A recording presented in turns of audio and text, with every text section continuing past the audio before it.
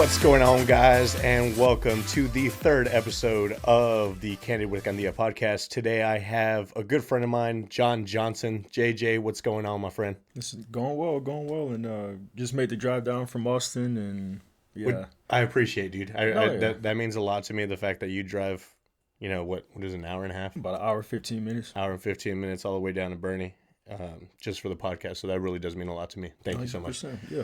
I'm happy to be here. I'm glad, man. I'm glad.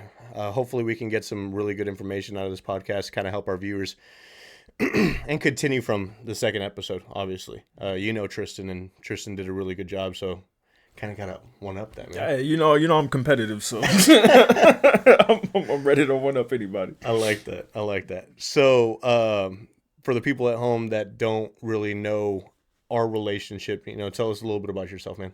For me, well, we obviously met in college, Go Runners, and it was a volatile time for both of us, I guess you could say. For sure. And I just remember when I first met you, I was like, this dude has like so much energy, he's like big personality, and that part I was like, I want to emulate, because we were in the same fraternity. I was coming into the fraternity just like trying to model and see who am I going to be friends with, who am I going to be really close with. You were definitely one of those people initially, like by far. And yeah, you said sorry, you asked me. Tell us a little bit about what you're doing right now. Yeah. What do you do for work? Fast forward a decade. No. Dude, I was okay. So a little sidebar. Yeah. I went to UTSA the other day. Mm-hmm. I was doing some classwork. I'm getting my real estate classes. Nice. And I stepped on campus for the first time in almost 8 years. Mm-hmm. And it was very nostalgic. Like, it was weird to think that it's weird though. that 10 years, almost 10 years have passed since I've been in college. So I'm kind of showing my age a little bit right now. So. Yeah, I mean, say we. Look, me too.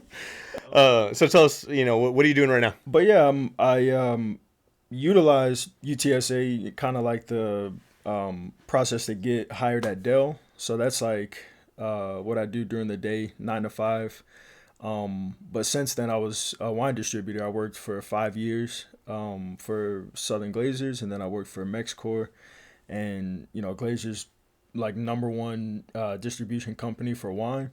And I knew nothing about wine for probably 2.5 years. The first 2.5 years, just fake it till you make it type of situation.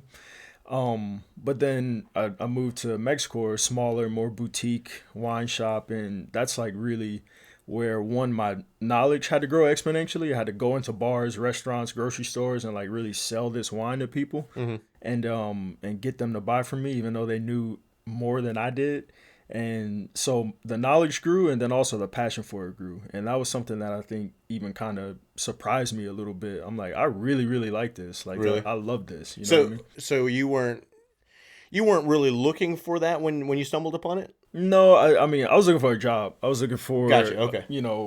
I didn't want to eat ramen every other day. So, but I had a really good conversation with the recruiter at UTSA, and they flew me out to Dallas a couple weeks later, and I met all the hiring managers from Austin, San Antonio, Houston, and Dallas, and I got placed in Houston, and that was all she wrote. Nice. So you're doing both right now. You're working for Dell and that, or yeah. Okay. Nice. So I do 9 to 5, and then the passion project, and I've left the industry, but I think I do more in it now than when I was like actually working as a wine distributor. Okay. If that makes sense. So I work at a South African wine bar. Shout out Cape Bottle Room. Nice. 100% South African, and the That's owner, in Austin. That's in Austin, yeah, East Austin, and 500 San Marcos. And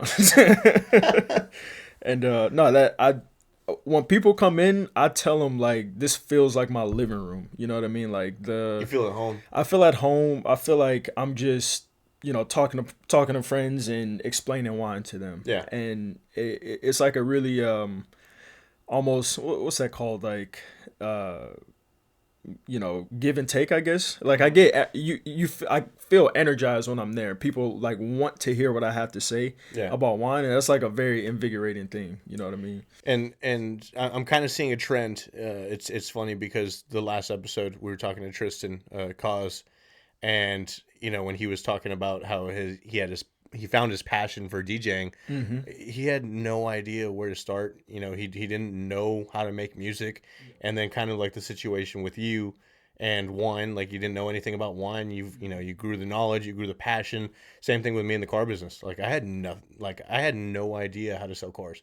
I had nothing of knowledge. I had no knowledge of cars themselves, and then that passion grows, and then the knowledge grows, and then it kind of like you just gotta. I guess the gist of it is like finding something that you're passionate about. Yeah, and it's a cliche, but it's a cliche for a reason. No, for like, sure. It's like it when you feel yourself snowballing in whatever you're doing, like go with that feeling type of situation, and just going with the flow. Keep going with it, And yeah, for sure. No. I completely agree, and I like that you said that, because that's kind of something that I try to emulate. And what I mean by that is like, just, there's something that I kind of started doing with myself is writing down things that I've learned throughout the years, right? Like, I'm 30 years old now, and although it doesn't seem like a long time, it seems like a long time. Like if that makes sense. Yeah, I get you. And I'm also 32, so yeah, I definitely me and my knees, like we did. It's my back, man. Like I wake up in the morning, I'm like, oh, geez. But I heard everything, starts hurting after 30. So yeah, the check eggs are like, I'm sorry. absolutely, like clockwork. Yeah. But that I try to offset that, going to the gym, working out, staying active, eating healthy, like, staying right mentally, and that's a lot of the things that we like to talk about here is having a good mindset. I am a firm believer that if you want success in general, whether that be in business, whether that be in life, no matter what the success looks like, it all starts with mindset, and it all kind of roots to that. I completely agree. And so I want to go back to kind of like the conversation where the conversation was going originally is, I'm a firm believer in how important peace is. And when I start feeling that my peace is at risk, I kind of make it my point and my priority to make myself peaceful again.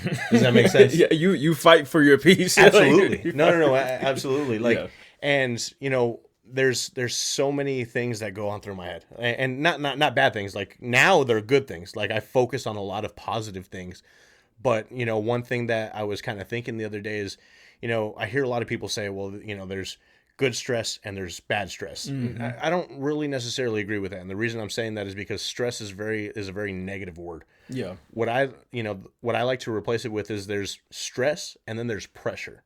Right? I like that distinction. I definitely have been in stressful situations. I've been in pressure situations. Yeah. Your back's against the ropes, and you can do one or two things. You can back down or you can fight through it. And if you're stressed, you're not thinking properly. If you have that pressure on you, you can analyze the situation that you have in front of you. Like, not many people know this, but I recently just got out of the car business. I'm unemployed right now, and I mean, I'm getting my real estate license. I've been smart enough to where I can make that adjustment for myself and that shift for myself. But you look like you're doing pretty well. So thanks, man. I appreciate you. Yeah. But going back to that mentality where, like, right now my back's against the wall. It's like I've burned my ships. Yeah. Right. Like there's no turning back for me. And I hear it all the time. If you have a plan B, you're gonna settle for that plan B. And I don't want to do that. I know what my goal is. I know what my passion is. When I went into the car business, I told myself, I'll be in the car business 2 years, and I'll go into real estate after that. Well, 8 years later down the line, I'm still in the car business. And when I recently made that decision to transition, I thought to myself, it's either going to happen now or it's never going to happen. Or it's never going to happen. So yeah, I lit that match and I kind of burned that bridge, and burn my ships, and there's no looking back. So I feel like I perform better under pressure because I have that, I mean, for lack of better terms, fire under my ass. Like, I got to do what I got to do. You know what I'm saying? So let's go back to, where you're at as far as work. Like, how has that passion for wine and the knowledge of wine and stuff like that, how has that transitioned into your work style? Yeah. And your goals?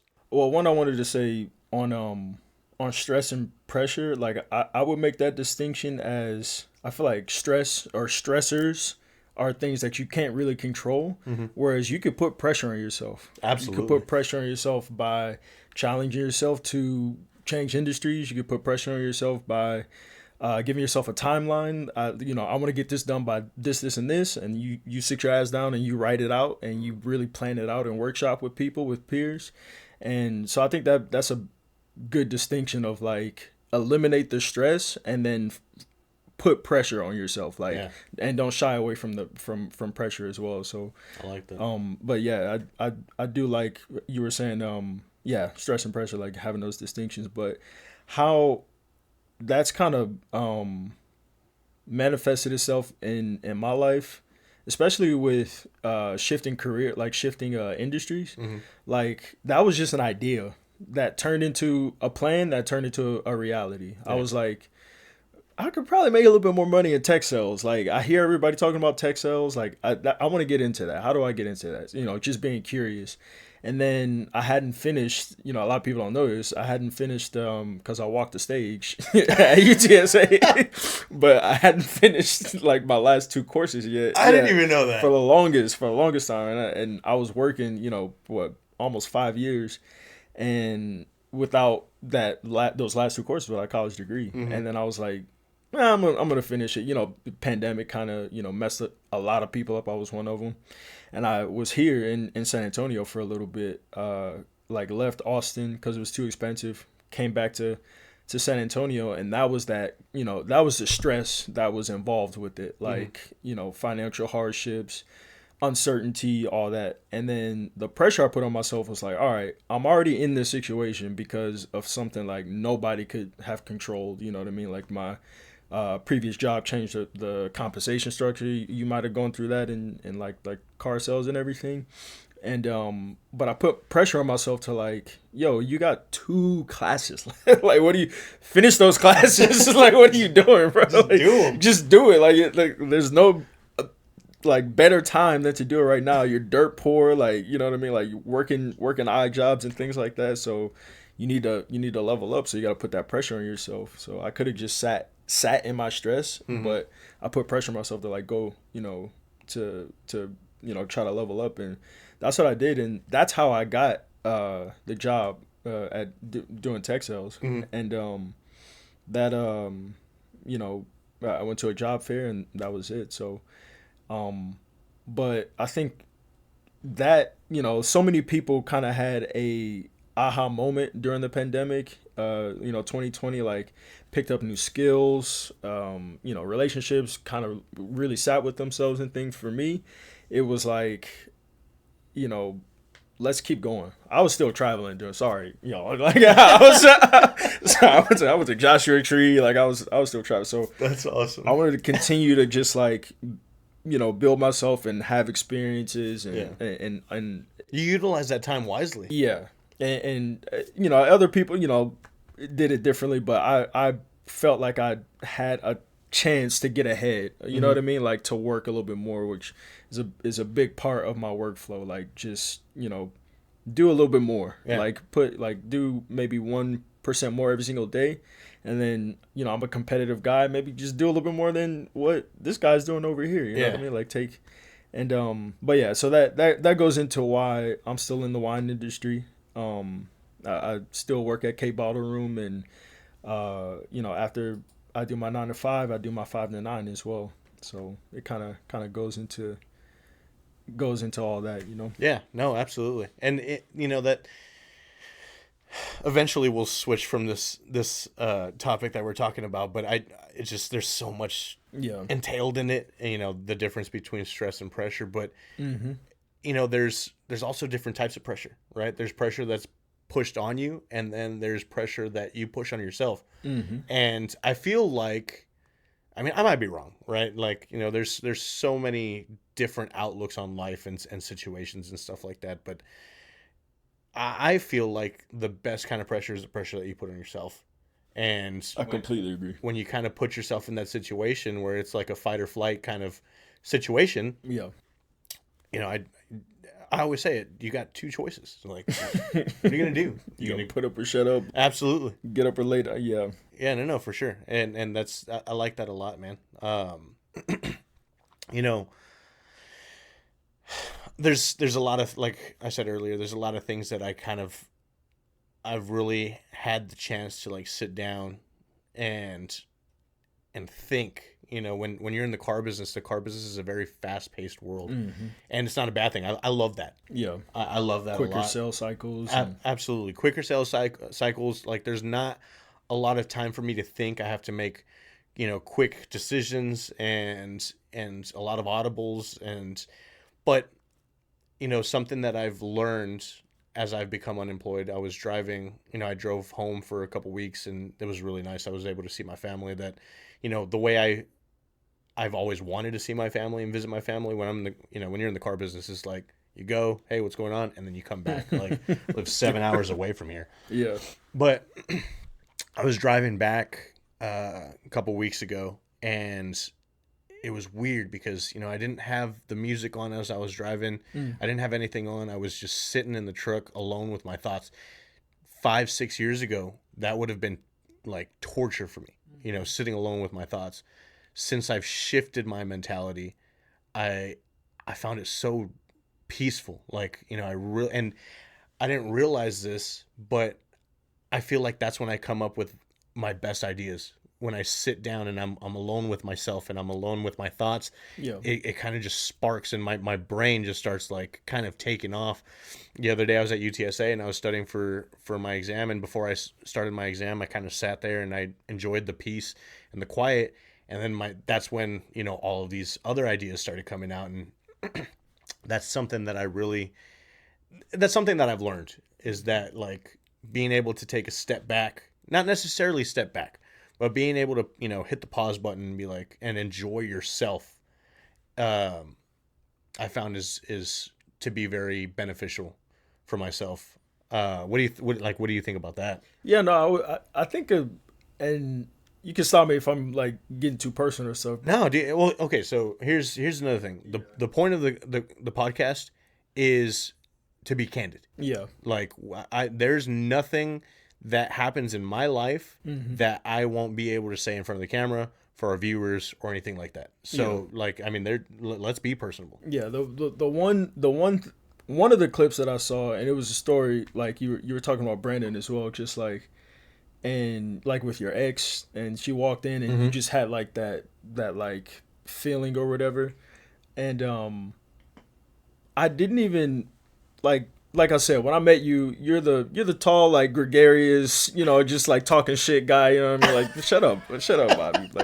Like get off my ass, bro. You know what I mean? That's you, so in my head. So then, I'm looking at this clip, and I'm like, I was there with that situation. I remember when he broke up with this person. Like, I remember, but like, and maybe it's like just how we are as men sometimes, and we don't emote unless it's like certain people with certain people. I would have had no clue that you were going through anything like that. Yeah. So but yeah, you were talking about just like being able to sit with your thoughts. I had no clue that you were like struggling with that. Yeah, that was something that you had to work towards to even be able to get to a point where you were comfortable with sitting with thoughts so you could create. For sure, man. I mean, it was like, that was probably my biggest skill set to learn in my life. And I feel like, a lot of people didn't know what I was going through. Bro, I would say like nobody. No, I know. I mean, there was probably a handful of people. I mean, Brandon being one of them, my parents being another, of people that actually knew what I was going through. And it was hard because I feel like I was suffering in silence.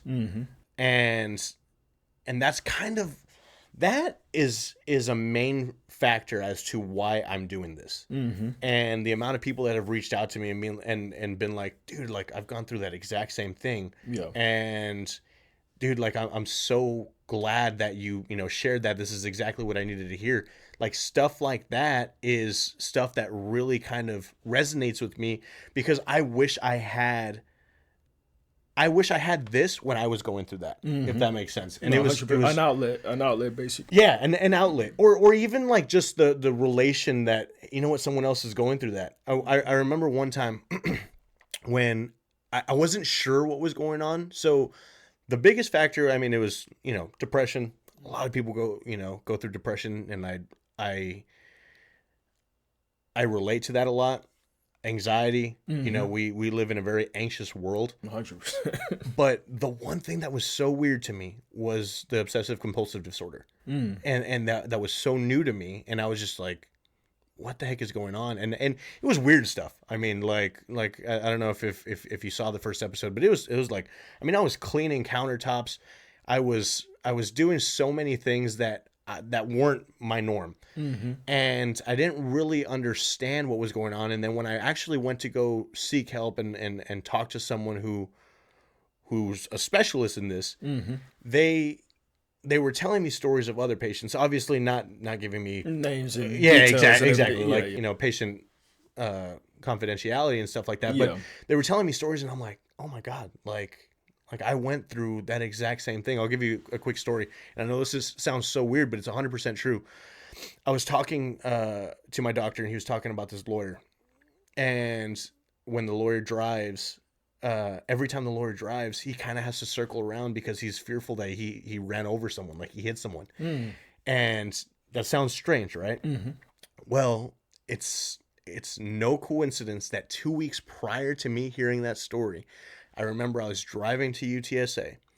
I hit a curb and I freaked out. Yeah, it was like, and it wasn't, I hit a curb. It was, dude, I just ran someone over. I fucked somebody up. Yeah. This is a huge thing. And your brain immediately went to that. Exactly. And it was like something that, normally wouldn't be a big situation. But at that time I was, oh my God, I drove all the way down. I did a U-turn. I like looked around to make sure everybody was okay. And it was really, really weird. Yeah. And I thought it was just like, oh, you know what? I thought I ran someone over. When I heard that story 2 weeks later, I was like, no way. Like, this is something that I had just went through. Yeah. It's crazy. It's like you pop off on somebody that's close to you.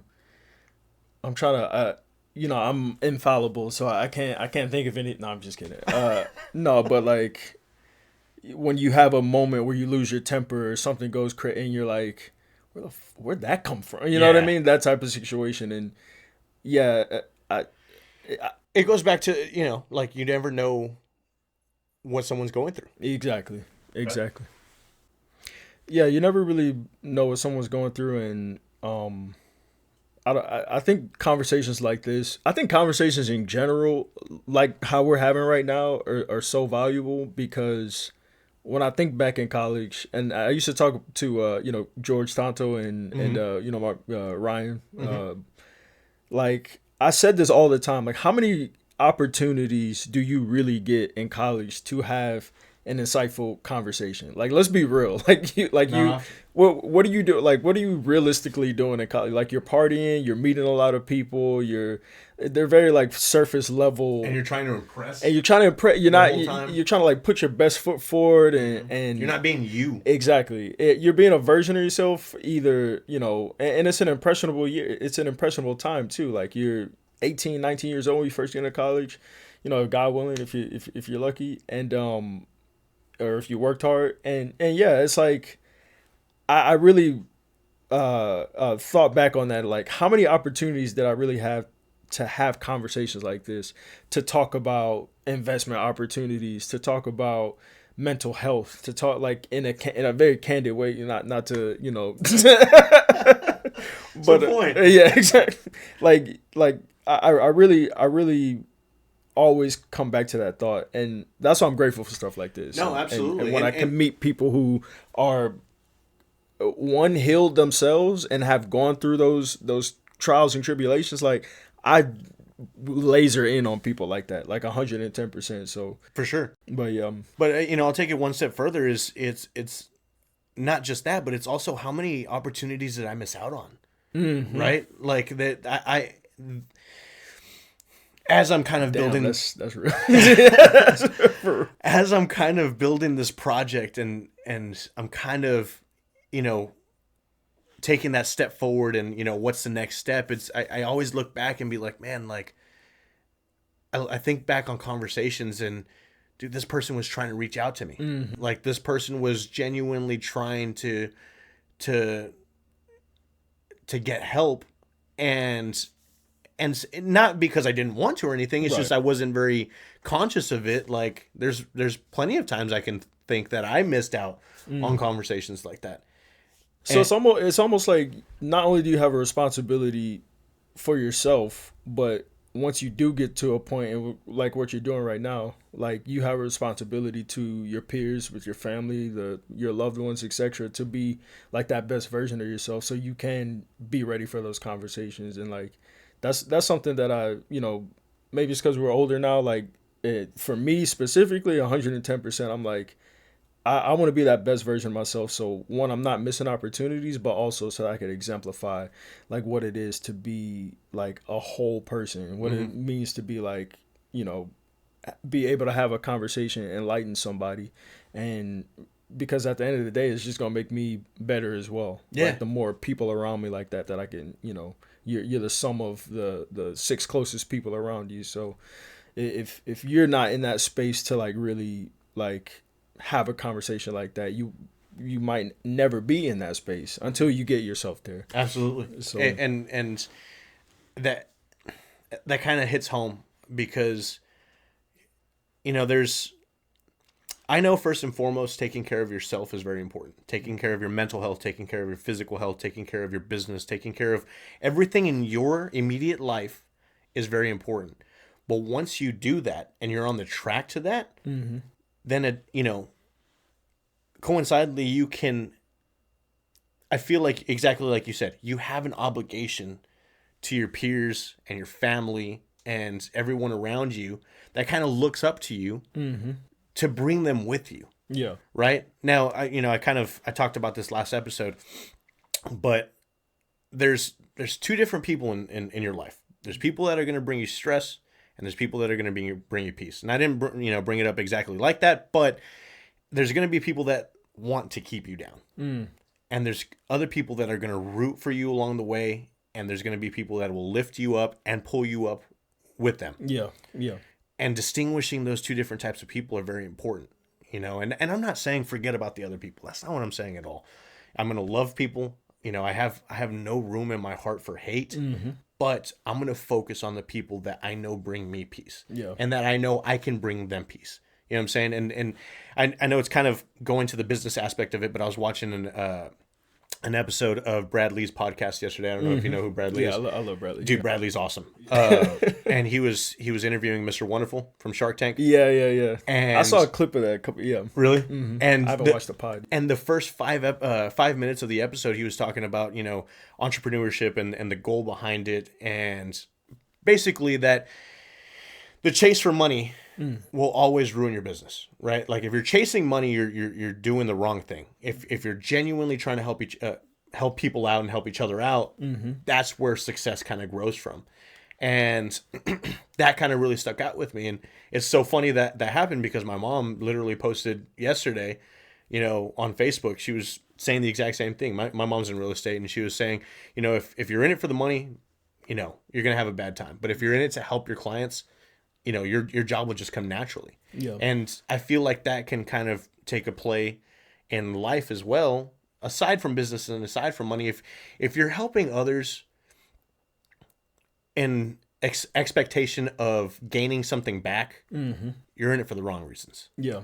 If you're helping others because that's what's been put on your heart and that's what you genuinely want to do, then you're going to have a better time as far as like scaling in life and mentally, physically, emotionally, like all of that stuff. I feel like people even miss because I do things like I'll selfishly do very nice things with nothing in return. Like it's still selfish because it just makes me feel good. Like I'll like I do tech sales, I do wine.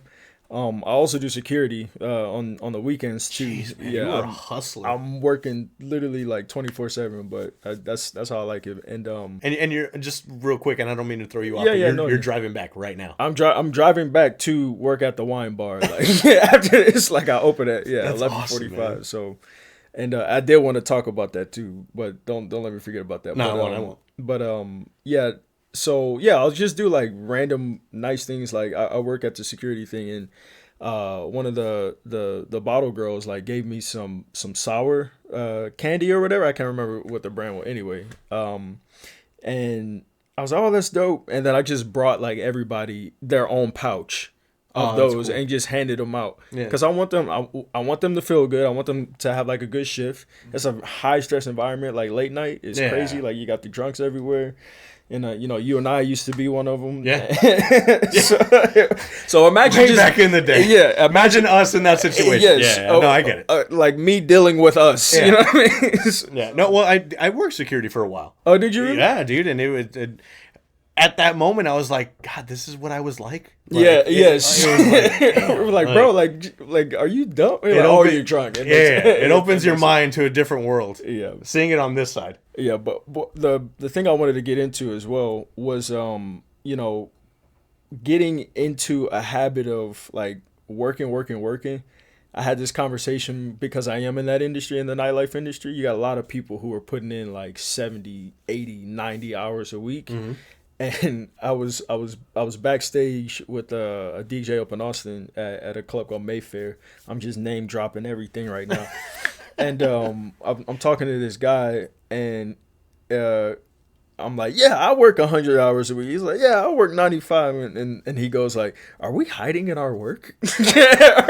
are we hiding in our work? And I was like, yeah. I was like, for sure. We definitely are. And dude, that's so relatable in the car business. I mean, it's not Yeah. really those extent hours, but you work a lot. And I commend people in the car business 110% because those guys, a lot of those guys are hustlers. And no, I know exactly.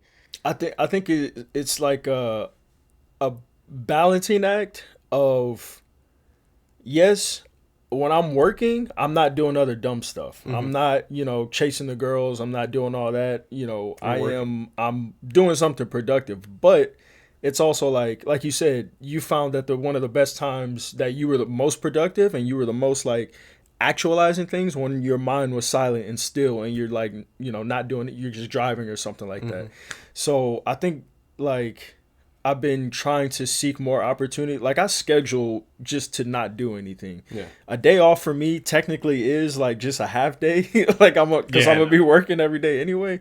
But I'm like, okay, maybe I don't need to go to 3 jobs in one day on a Saturday. Maybe I can just like go in the morning and then have the day to myself. Off. So like that's one huge thing I definitely wanted to talk to you about was just like, you're a hustler, I'm a hustler. There's a lot of hustlers that are going to be watching this too. Like, don't hide the things that you have to address to get to that next level within your work. You have to work, and you also have to address those things as well. Be where your feet are. Oh, I like that. Be where your feet are. If you're and I love that because you were like kind of getting into that, but that's always been something that kind of resonated with me when I heard it. Is if you're at work, be at work. Give 110% at work. If you're at home or with your spouse or with your best friend or whatever it is that it is, be there. You know what I mean? Like be cognitive of your surroundings and enjoy the moment. Because I mean there exactly like you said, like you're a hustler, I'm a hustler, we know a lot of hustlers. And I know a lot of the time that when we're having conversation, our subconscious is having that conversation. Because how many times have you been having a conversation and in the back of your head you're thinking of like, I need to do this, I need to do this, I'm doing it right now. Yeah, absolutely. And it's so crazy because we're wired that way. Like our brain is able to process 4 or 5 different conversations at once. And I mean, here's like another way to think about it, how many times have you been watching something on Netflix and then you're on your phone and then something happens and your subconscious picks it up and you're like, dang it, like what just happened? You have to like rewind it. Yeah. You know what I'm saying? Like same thing with conversations. It's like, we're having a conversation. It's a really good conversation. Yeah. And then it's like, wait, what did he just say? Or like, and it's so crazy because you're responding, you're having that. Do you I don't know, have it's just weird. Do you have a go-to like Netflix show or anything like that? Right now, Yeah. I'm on the Blacklist grind. I've The never. Blacklist, bro? Yeah, I never even Blacklist. heard of that. Well, I mean, it's called Blacklist, and my mom put me on it. We were watching Queen of the South, and that show was good. I kind of was like dabbing in and out of it just because I was in El Paso at the time. It's a collection of shows, because I know Queen of the South is a show. Queen of the South is a show. So Yeah. we were watching that for a while, and then that ended. Mm-hmm. So I needed another show to watch. My mom started watching Blacklist, and then I was Okay, just, I see. yeah, and then I was just like, you know what? Let me try it out. I was like, is Blacklist like a list of shows? No. Like, no. The reason I asked too, I'm a big King of the Hill guy, and the reason I watch shows like that are like from 1999 is because it gives me like that's like how that's one of the ways I turn my brain off, because one, the humor is just like, if you ever seen an episode of King of, it's very slow going, chill. It's like you're chilling in the neighborhood with them. And anyway, the reason why one, I love King of the Hill, but two, like I promise I'll make it a point. It's like how I shut my brain off. Like it's consistent. Like I know I can get home. I don't have to think about what show I'm gonna watch because I am like constantly busy. So that's a way that I have like continue to put continuity like in my life, even when I'm just like mindlessly watching something. So I think I like we were talking before we started the pod, and you were saying like you're very analytical with that. I think I've had to be very tactical with my time and where I put my time, and very selfish with my time. You know, I'm a permanent D&Der. You know what I mean? That goes into it. But yeah, that's one way I definitely like maximize my like relaxation. I'm like, For you people that don't know what D&D is, it's do not disturb. do not disturb. Yeah, like get on do not disturb. If it'll change your life. You're gonna piss off a lot of people, but yeah. But I mean, I won't go down that conversation. I won't go down that road. But going back to that was a very strange segue, but I liked it. Was kind of like your King of the Hill. Yeah. Is like Blacklist for me, right? Like I come home, I try to find something that has a lot of seasons, a lot of episodes per season, because I don't, exactly like you said, I don't have time to sit there and be like, okay, what show am I going to watch tonight? And like, then I get emotionally invested in it. And, exactly. And my thing is, I allow myself one show. Mm-hmm. And because if I go down the Netflix rabbit hole, like I'll be in bed all day watching Netflix. I've done that, been there, done that. Don't want to do that again. Yeah. You know what I'm saying? Now it's like, okay, I'm going to hustle from this time to this time. I time block my days. So like from this time to this time, I'm going to the gym. From this time to this time, I'm studying. From this time to this time, I'm doing this, whatever. And then, I mean, I have reminders in my phone. It's like, it'll chime off and be like, eat your first meal, like lay in bed, like stuff like that. It doesn't always go, to the T, but for the most part, I kind of generalize my day around that. But I have time for like, I set a little bit of time for myself to be like, all right, like watch some TV, like relax, take your mind off some stuff. And that's kind of like I'm assuming what you were kind of talking about. It kind of puts my mind at ease. Yeah. I think, just going into like the workaholic thing, like still be tactical with your time and like being 100%. able. I had a question on like, how did this form? Like what leading up to this podcast, like what did you have to, was that a grind time for you, or is that more like a steady kind of like, I'm going to buy the mic, I'm going to buy the whatever, I'm going to, So the formation of the podcast happened in 2018, so 5 years ago. I was at Relentless by Danny Morell. And Danny Morell at that time was a big self-help, like motivational speaker, and I loved going to seminars. I mean, at his seminars, I saw Mel Robbins, Ed Milet, I saw Kobe Bryant. Oh shit, dang. Yeah, rest in peace. R.I.P. man. Yeah, I saw Kobe Bryant. I saw Alex Rodriguez. I mean, I saw a lot of big name people, and there was so many things that I learned from there. And I remember one time, God, I cannot remember her name, and I have her on Instagram, but she taught me about a breathing technique, and it was during the seminar she made us do this breathing technique, and I was still going through what I was going through mentally. So I started doing the breathing technique, and I remember about 5 minutes in, which it felt like 30 minutes, but 5 minutes in, I'm tearing up. And Damn. yeah, and it's Was it the Wing or is it box breathing or like you I think it's box breathing. 4 or 5 in, It's two. hold at the top? It's two in and then one out. Two in, one out. Like just over and over and over again. And you know, you put yourself in a peaceful situation. So we were sitting there and we were all doing this breathing technique. It's quiet. You can hear people breathing, but nobody's speaking. Nobody's doing anything. And I start tearing up, and I start like, just my mind starts going into a lot of different places.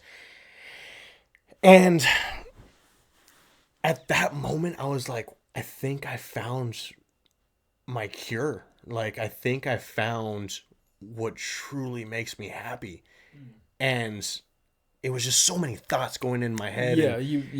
And Internal, yeah. yeah, absolutely. So that ended, seminar ended, and it was like a drug, JJ. Yeah. It was like a drug to the point where that night I couldn't wait to get back to the hotel, because this is in California. I couldn't wait to get back to the hotel and do that breathing technique again. Like it was Yeah. I'm not kidding you. It was like a free, legal, health beneficial drug. Yeah, That yeah. I was just like, oh my God, this is gonna help me out. Just being in stillness, being aware of your breath. Abs- I haven't done yoga in a long time, but that was definitely one of my pandemic kind of pickups. And you're so right. Like they say, the hardest pose is the vinyasa, and that's just like you lay there after the end, and you just empty your mind. You've done all your poses. You're sweaty. If you're doing hot yoga, and they say that's the hardest pose. It's not like trying to do a handstand. It's not trying to do like a whatever. Yeah. It's sitting still and being quiet and just like letting thoughts come and then go. And that's they say that's the hardest thing. So that's interesting that you found that through breath work as well. Yeah, it was. So, but to answer your question, Yeah. and I'll try to make this really quick because we're gonna have to probably wrap up here pretty soon. But after that breathing technique, after I went back to the hotel that day, and I did the breathing technique again, and I'm bawling, I'm sobbing, like happy tears. Yeah, yeah. I had this wonderful revelation I had to share with people. And then at that point, I was just like, dude, I need to express to people what I've gone through, where I'm at, where I'm going. And I know there's other people that kind of resonate with that. And from there, the idea of the podcast was born. Yeah, no, and I definitely feel like the sincerity of like going through something difficult, finding a key to like unlock something, and like having that aha moment. Like I don't know your faith or anything, but I've definitely been in situations where I thought they were impossible, and this is like way back in the day, and I called on God personally, and got my prayers answered, and that's why I always carry that sort of belief with me. And I've heard people get it from breath work. I've heard people get it in church. I heard people get it from all sorts of like positive things. And yeah, the biggest thing is definitely sharing it once you find it. Like you can't. It's almost like you can't keep that to yourself. Like that's a difficult thing. And, No, it is. Yeah, to keep that inside, it's like it almost dies with you. You know what I mean? Like you gotta like spread that out. And but yeah, the reason I asked, like, what was that ramp up process like for you, is because like I'm still in the wine industry, and I have a different relationship with it now. I'm trying to put myself out there more, do private events, things of that nature. It's still through Cape Bottle Room, but it's a I've lot seen of it that is on TikTok, right? yes, like on TikTok, content creation and really putting myself out there in that regard, so I can just build my brand up and continue to grow in that space. And the a big thing for me was I'm going to Italy actually in 2 weeks, That's awesome. and this was like a culmination of just relationship building and just the belief in myself and not having like an imposter syndrome. Like I've been in the industry for 5 years. I have a lot of value to give people, and I have the desire to like make people one educated, but also like feel comfortable and enculturating themselves within the wine space. Yeah, because wine, and I don't mean to cut you off real quick. Yeah, no, it's keep all that good. thought. But wine could be intimidating. Yeah, and I never really like, because my experience with it was not intimidating. It was like a slow, like I said, I didn't know anything about it for 2.5 years, and Yeah. I just had to be comfortable with that Yeah. because I was being compensated for it. I just So what I mean by that, I remember like Yeah. HEB has a great selection of wine. they do. And That's the number one seller of wine in Are they Texas really? is HB. Wow. Yeah. But no, they have a fantastic selection of wine. But Yeah. I know so many times, I'll take a date in there and they'll be like, hey, let's go get a bottle of wine. Yeah, And I'm in there and I'm like, is this a good bottle? Like, I kind of go off of price and I'm like, I don't want to like go too bougie, but I don't want to go too cheap, Yeah. right? Like, I'll get the box of wine. No, I'm just kidding. I tell people, look, if it's a box and you've had it before and it tastes good, get that. That's the number one rule with wine. If you like it, then drink it. I will say, a sweet spot, especially like I gotta be real with you, bro. We 30. We gotta, you know what I mean? Like you can't be getting the 2 buck chuck anymore. Nah. Net like 25 to 60 that's the sweet spot. Anything over 60, like Overkill. yeah, if you've been drinking wine for 2 decades, yeah, maybe you do need to get some Petrus or whatever. You know what I Yeah. mean? Like you need to really go and find something that's a little bit more, has more complex flavors and things of that nature. But yeah, anywhere between 25 and 60 for sure. It's something I would tell anybody, but it's a price range I would tell anybody stay in. But yeah, just going back to the trip that I'm taking, that was a culmination of like just relationships. I have the winery owner of Mora Molina. It's a northern Italian winery.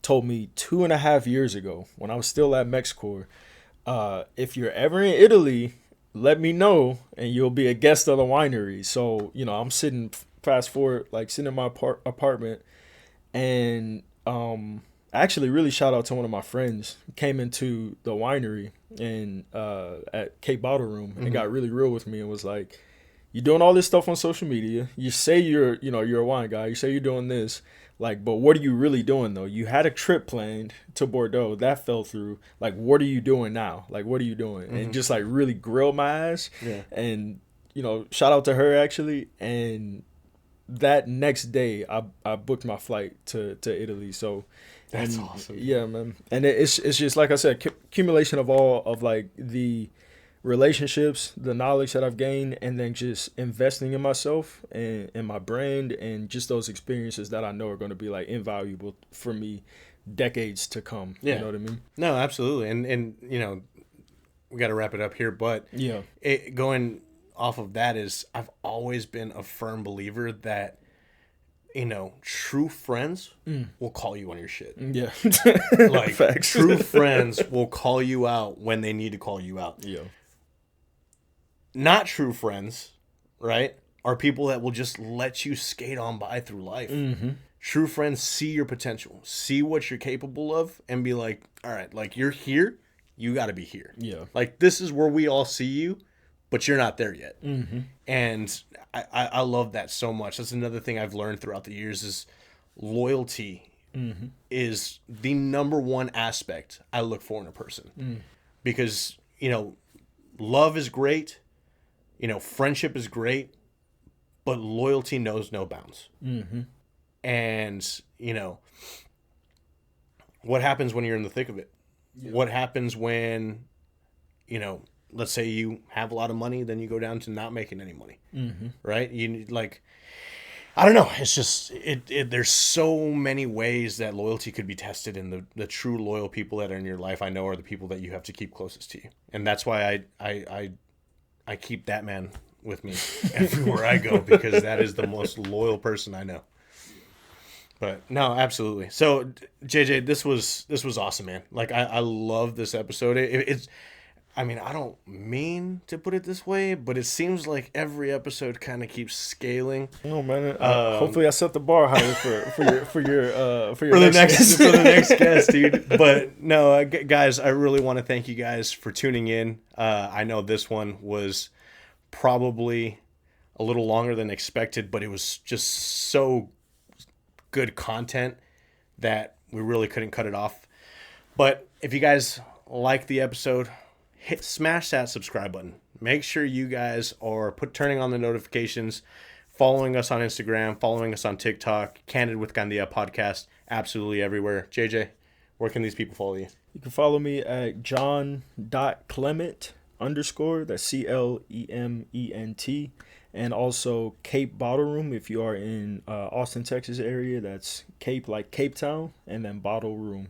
And Majority of your stuff's on TikTok, right? And I'm on TikTok as well as John Clement, JAWNCLEMENT. I'm named after John, my paternal grandfather, and then Clement, my maternal grandfather as well. So don't make fun of the name. Awesome. Well, thank you guys so much for tuning in. As always, I'll see you guys later.